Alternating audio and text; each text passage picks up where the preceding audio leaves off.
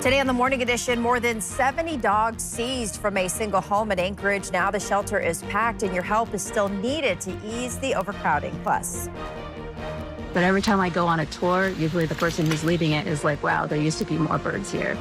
why scientists say your backyard birds are vanishing and how bird lovers are helping track the decline. And later, from the runway to the stratosphere, we take flight with the U.S. Air Force Thunderbirds, experience barrel rolls, high G turns, and maybe a whole new level of respect for America's elite aviators as the Morning Edition starts now. Good morning, everyone. Thanks for joining us. Hope everyone enjoyed the long weekend.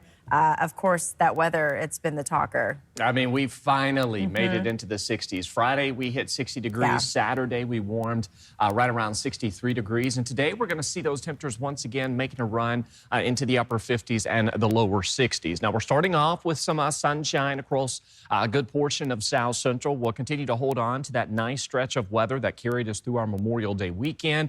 One thing we will be watching, though, later this afternoon into the evening is a chance that we could see some showers and possibly a thunderstorm. 39 is where we're currently sitting at, so a pleasant start to the morning. You can see across South Central, we've got those clear skies for practically everyone, with the exception of Homer coming in up under overcast skies and a temperature of 39 and some light rain. And we are seeing some of that hit or miss activity more so across parts of the Susitna Valley, as well as out towards Prince William Sound. And what we're going to be watching throughout the day, while the first half of our day is largely going to be on the dry side, we will see a chance for some rain arriving into the evening hours, but largely expecting a good portion of the day to sit up under mostly sunny to partly cloudy skies. Those temperatures will once again warm near 60 degrees. We'll see that better chance into the Matsu Valley, but still expecting a decent afternoon across a good portion of South Central. So we're going to sit up under quiet conditions to start off the morning. Notice that rain that you're seeing out over the northern parts of the Gulf of Alaska. That will advect some moisture inland later this evening, and that's where we're going to be watching some shower potential across South Central. In addition to that, we'll also see some winds increasing later this evening, where we could see winds of about 20 to 35 miles per hour. This comes in time for the evening commute, if not dinner time, where we're going to be watching those rain showers and winds. I'll have more on that in that 7-day forecast for you, as well as what to expect in the days ahead coming up. There's a couple here. There's one over at the neighbor down below, and the neighbor across from me, I guess she got a couple of shots too. An Anchorage condo owner is still waiting to hear from his insurance company after bullets pierced his home. Shots were fired into the unit, and now he's looking for answers and help with repairs. The owner is recovering from that frightening night after dozens of bullets pierced his building last week. A member of the condo association told Alaska's news source that between 12 and 15 shots were fired around 3:30 a.m. last Thursday. Jack Giglione says he was just falling asleep when the bullets ripped through his unit, damaging his window, TV, and ceiling. He's now waiting to hear from his insurance company as investigators are working to learn who opened fire. I wake up to hear some loud banging, but I kind of wrote it off because, you know, I live near base and Mountain View, so I'm kind of used to hearing gunshots. I open the door and I say, "Hey, can I help you?" And he goes, "Yeah, I'm with the Anchorage Police Department." And I'm like, "Okay, what can I do for you?" And he just kind of gestures over towards the window, and he goes, "Yeah, you have bullet holes in your window and in your TV." The condo association filed a police report with the Anchorage Police Department. Because of the 71 dogs that were taken from that home the other day, they're running out of space, so I'd like to be able to take at least one dog off their hands. New adoptions are underway at Anchorage Animal Care and Control, but the shelter is still over capacity and needs more pets to find homes fast. We've been following a case that authorities call one of the worst neglect situations they've seen in Anchorage. More than 70 animals were seized from a single home. Now we're seeing signs of hope at the shelter. After removing 71 dogs and 2 birds from a home in Anchorage, Animal Care and Control immediately put out a call for help. The shelter is built to house 65 dogs, but by Friday, they had 123 animals inside. Well, thanks to a strong response from the community, 17 dogs were adopted on Friday, and another 30 went home Saturday. Officials say they're focusing on placing dogs who were already in the shelter before the rescue. The good news, most of the seized dogs are in good health and will also soon be available for adoption. They're all very young, but in healthy, good condition. I know we got them vaccinated. We've been giving them microchips. We've been bathing them as we need. But I mean, the whole staff is working together to make sure the animals are cared for. And we're very happy that the condition they came in could have been a lot worse. But it was best case scenario, especially with the response we've had from the community, to be honest. This past weekend, they were seeking new homes for at least 70 dogs. Well, now they're more than halfway through that goal. More than 100 people spent time honoring veterans by cleaning their headstones. Approximately 1,650 veterans are buried at Anchorage Memorial Park Cemetery. And for the last 4 years, New Vision Credit Union has partnered with American Legion Post 1 in Anchorage to organize the effort each Memorial Day. The number of volunteers has grown. Last year, they cleaned over 600 headstones. Our auxiliary comes out already to place the crosses and Star of Davids and the poppies every year, and so it's a great way to combine the two to clean these veterans' graves. It really brings to mind, you know, what they sacrificed for us and for our country, and what freedoms we have, and we tend to take that for granted over the years, especially if you're not involved, you know, with the local vets. It kind of just passes you your day by day. So it's really nice to get out here, really honor the vets, and show the families that we care as well. In past years, they've mostly focused on the designated veterans tract at the cemetery, but this year they were excited to be able to expand to other veterans plots around the cemetery. New this morning, President Trump honored the American heroes who gave their lives in a ceremony at Arlington National Cemetery on Memorial Day. But his attention also remains on the escalating barrage of attacks Russia has unleashed on Ukraine. Wendy Gillette has details. On Memorial Day, President Trump honored the fallen at Arlington National Cemetery. Their valor gave us the freest, greatest, and most noble republic ever to exist on the face of the earth. The president also escalated his fight with Harvard University, which he accuses of not doing enough to address anti-Semitism on campus. On social media, President Trump threatened to take $3 billion in federal grants from Harvard and give it to trade schools instead, though he gave no other details. Russia has ramped up its attacks on Ukraine in recent days amid U.S.-involved peace efforts.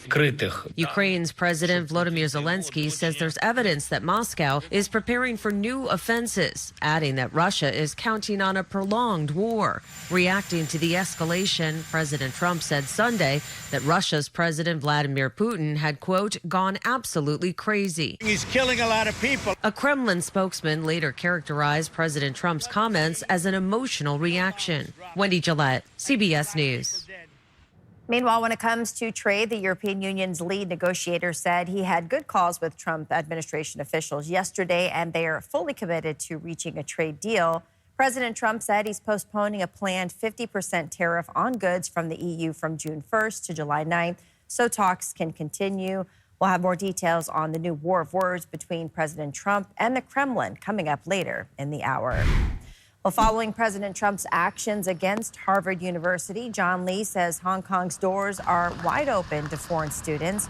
Hong Kong's chief executive said this morning the country would welcome any students who had been discriminated by U.S. policy. So I want this message to go out to any students who face discriminated and unfair treatment in the U.S. so that they know that Hong Kong's doors are wide open to them to come to study in the universities of Hong Kong. Lee also said he would consider further raising the quota for non-local applicants if the need arose. All this comes in the wake of a federal judge blocking the administration from dismantling the Department of Education and ordered it to rehire employees that have been let go. Our Washington correspondent, Stetson Miller, has the story. A federal judge agreed with the groups that challenged the Trump administration's efforts to dismantle the department, saying their actions are illegal and require an act of Congress. The Trump administration's efforts to shutter the Department of Education is now blocked after a district court judge in Massachusetts issued a preliminary injunction on Thursday. The ruling came after a group of school districts, Democratic attorneys general, and the American Federation of Teachers sued the administration in March to block the order and stop layoffs at the department. The administration has been attempting to dismantle it as part of an effort to cut back on waste. Just a day before the ruling, Education Secretary Linda McMahon defended their efforts before members of Congress. We seek to shrink federal bureaucracy, save taxpayer money, and empower states who best know their local needs to manage education in this country. The judge who made the decision, Young Jun, wrote in his ruling, the record abundantly reveals that the defendant's true intention is to effectively dismantle the department without an authorizing statute. The ruling also ordered the department to reinstate employees who had been fired. An education department official issued a statement after the ruling that said, quote, once again, a far-left judge has dramatically overstepped his authority based on a complaint from biased plaintiffs. They also said, we will immediately challenge this on an emergency basis. The ruling will remain in place until another hearing happens or if a higher court overrules it. In Washington, I'm Stetson Miller. According to the U.S. Department of Education, in March of 2025, the administration began a massive workforce reduction at the Department of Education. More than 1,300 employees were terminated, while nearly 600 others resigned or retired voluntarily, slashing nearly half the department's staff. After the break, the travel season is here, and when you're on the go, free Wi-Fi might seem like a traveler's best friend, but experts are sounding the alarm on the dangers of public networks and the growing threat of fake connections. Watching the potential for some rain later this evening. Along with it, we could see some gusty conditions. I'll have more on that, what to expect for the week ahead. But first, at sunrise, 4:48 in Anchorage, 4:11 in Juneau. Your full forecast is next.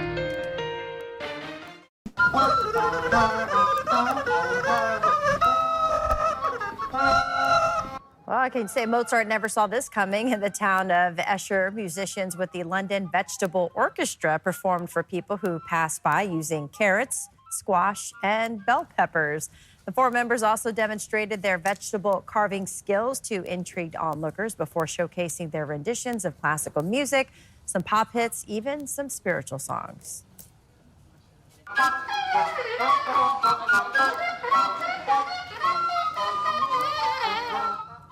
The Vegetable Orchestra has performed on British television shows and have even had an audience with an amused King Charles, who gave the carrot recorder a try himself. Just when you think you saw it all, Aaron. Music made by carrots and vegetables.